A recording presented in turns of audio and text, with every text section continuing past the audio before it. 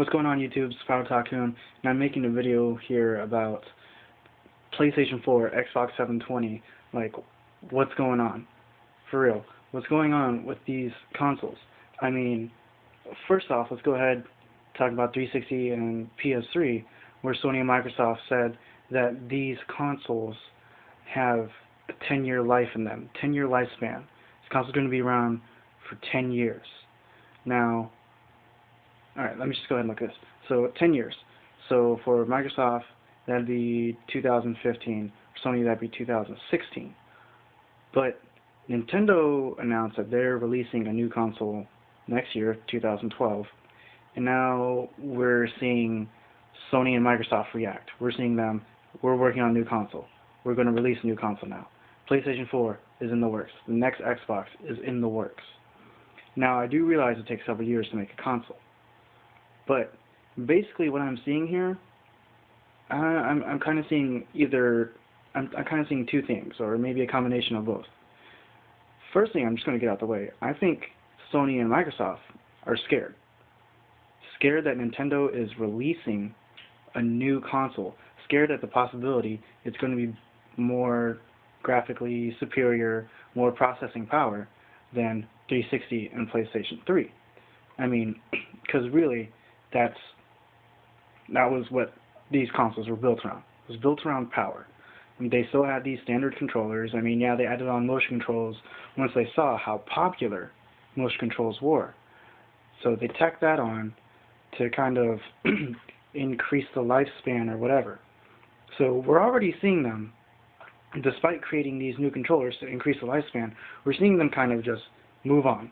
No, we're working on next generation. We can't be less powerful than Nintendo. That's basically what I'm seeing from them. They're kind of scared, like, we can't have Nintendo have a more powerful console. Their franchises will become that much better. We can't have that. So we're seeing that. I'm thinking they're scared for their current generation. When Nintendo announced the Project Cafe, when they said it's going to come out in 2012, and all these rumors are flying around, so they definitely have to be paying attention to those. So I just think that some of these things are scaring them, and that's why they're working on their next consoles. Now, the other thing, it might not be so much that they're scared, but just, you know, keeping their investors happy. Because these investors here, oh, Nintendo's working on their new console. They hear these things too. Working on a new console, it's going to be more powerful than PS3 and 360, coming out 2012. And they could just be like, okay, don't worry about it. We'll start working on our next console. Or it could be a combination of the two. That probably seems more reasonable than either one or the other. But either way, no matter how you look at it, Nintendo has forced Sony and Microsoft into producing these next consoles sooner than they'd wish. I mean, okay, let's face it. The earliest Sony or Microsoft's going to release a new console is 2013. So that gives Project Cafe at least 1 year in the market by itself, kind of like 360 had, establish itself, get some software going. Now, that's the earliest. I'm expecting Sony and Microsoft to come out with new consoles by 2014, because like I said, new consoles don't happen like overnight. It takes a few years of development. And even 2014 might be rushing it for Sony and Microsoft. And especially when you think about, okay, what are these other companies really going to do with these consoles that their current ones haven't? I mean, yeah, they're going to up the processing power, native 1080p resolutions, true HD as Sony calls it, but what are they really going to do outside of that? And for this, I've kind of taken a step back to really you can't speculate the next generation without looking at the current generation and the past generations, see what these companies have done.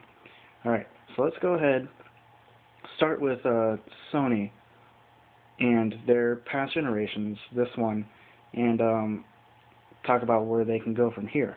Now, in the past generations, Sony has relied heavily on the standard media format.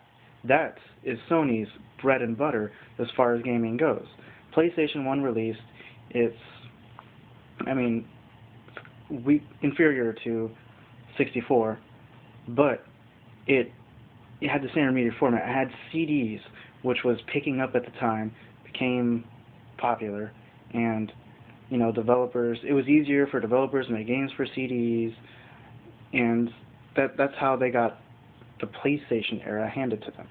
That was their bread and butter. That's what they relied on. They didn't rely on power. They didn't rely on creativity because they took the analog and rumble from Nintendo. So they weren't relying on creativity. They weren't relying on power. Standard media format.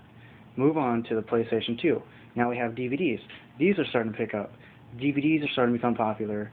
The PlayStation 2 is a DVD player, which I'm going to go ahead and call gimmick and say sold a lot of PS2s.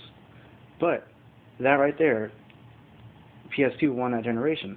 Again, DVDs, standard media format. I mean, it was the least powerful console of the last generation. So you weren't relying on power. Again, there wasn't too much creativity. You still had 2 controller ports, basically same controller from PlayStation 1, and DVDs. That was the real upgrade from PlayStation 1 to PlayStation 2. You can play DVDs. I think that sold a lot of consoles. Now, PlayStation 3 is different because there wasn't a new media format that was picking up. I mean, I guess you can go ahead and say Blu-ray, but Sony really betted on Blu-ray. It was Blu-ray versus HD. HD, in the end, lost.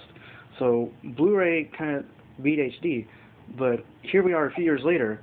Blu-ray is not really a standard. I mean, it's getting there. I'll go ahead and give it that. It's getting there, but it's not there. So from PlayStation 3 to PlayStation 4, we're not going to see a new media format. We're not going to see a jump from Blu-ray to some crazy Sony shit. No, we're not going to see it.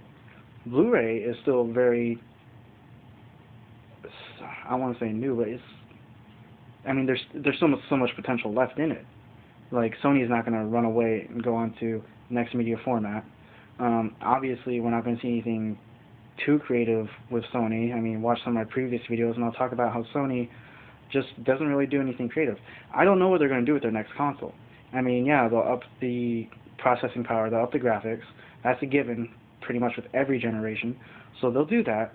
I mean, really the only thing I'll see them do is up their online. Like, definitely put a lot of emphasis on the online infrastructure, the security, the features. But really, outside of increasing power graphics and the online, I don't see PlayStation 4 doing anything, really. I don't see it moving on from Blu-ray.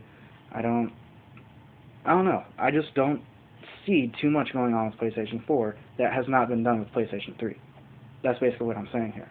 Now, for Microsoft, take a look at Microsoft's history. It's rather short.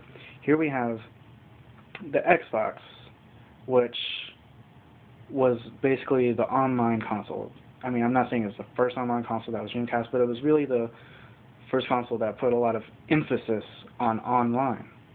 And that's really what Microsoft's bread and butter is right there. They're online.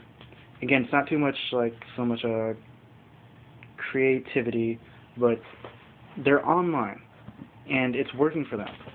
Let's take a look at the Xbox and the Xbox 360. Both put a lot of emphasis on Xbox Live, playing online.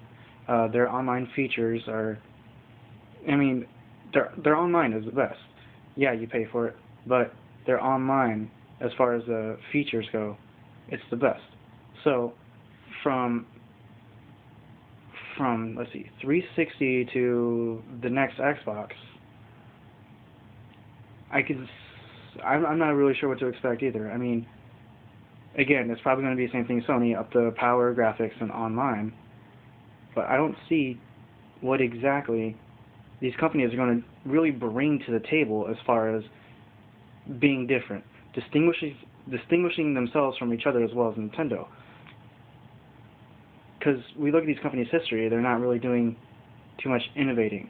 So basically, from what I can gather about their past generations, the current generation, I can only assume that their next generation is going to repeat history and just more or less be the same. Now, we already heard a bunch of crazy rumors about Nintendo and what they're putting out. And I don't know. Especially since these consoles, Sony and Microsoft are going to rush these consoles. There's no way around it. They're going to rush these consoles to get it out on the market as soon as possible to compete with Nintendo's next generation console, because they don't want Nintendo to have a console that's more powerful than their consoles. They don't want that, because that's really what they had this generation. They had the power. Well, like, you know what I mean. They had the powerful consoles, and they want to hold on to that. But outside of that, I don't know what they're going to do next generation. I don't see too much happening, especially since it's a rushed production. They're just going to be like, scramble, let's throw this hardware in there and get it out. I mean, really, that's all I can see them doing.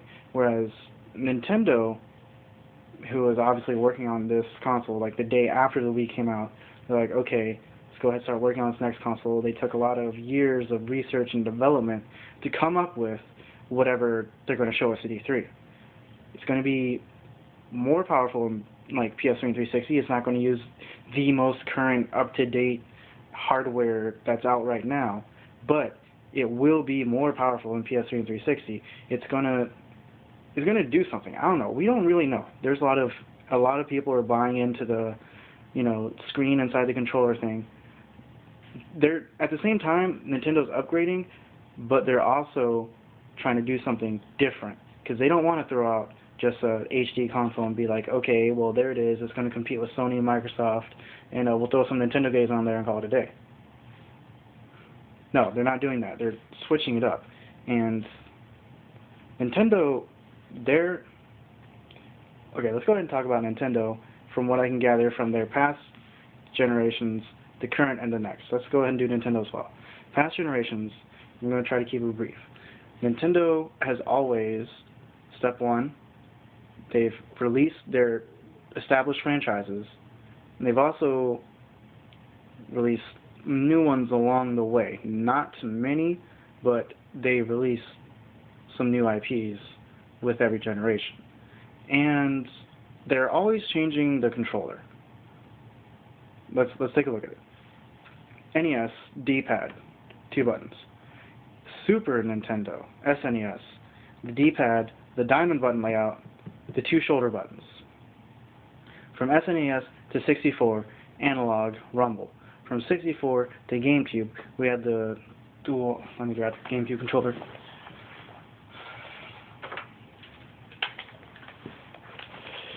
We have this, we have this dual analog layout right here. Now, I know that's not a big difference from, I guess not that much of a leap, but it's still changing the controller. Now, obviously, from GameCube to Wii, we have motion control. So, 2 things come with each Nintendo generation. Different controller, which a lot of the rumors this time around are based on, and we also have Nintendo franchises. Nintendo's bread and butter, when it comes down to it, is their franchises. Because yes, Nintendo has always changed the controller, and with each new hardware iteration, but Nintendo has not always won the console wars, but it stayed around to fight another fight. It stayed around to live to fight another day. And when it came down to it, people weren't really picking up Nintendo consoles because of, oh, look, it has an analog now. Oh, look, they added rumble.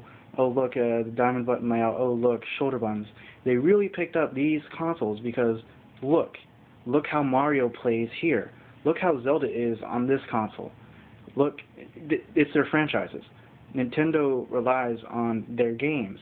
That's something they can rely on every generation, no matter what. No matter what happens to the hardware, they can always rely on their established franchises.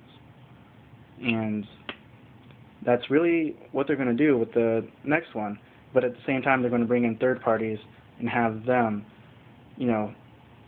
have them in on the Nintendo console. So basically, we'll have Nintendo's first party, and these other third parties come in, and really Nintendo's next console, when it boils down to it, it's going to be the software. It's going to be all about the software. I mean, yes, the hardware will be more powerful, it'll have a different controller, but at the end of the day, it's going to be about the games. I don't know if that's the same for PS4, Xbox720, because yes, they have first-party second-party franchises. They have exclusive franchises, but none of them are established or as iconic as Nintendo. So I'm not really seeing too much going on with PS4, Xbox 720, and I have no idea what the fuck is going on with Project Cafe, but we'll find out. Anyways, this video is going to run on way too long. Tycoon out.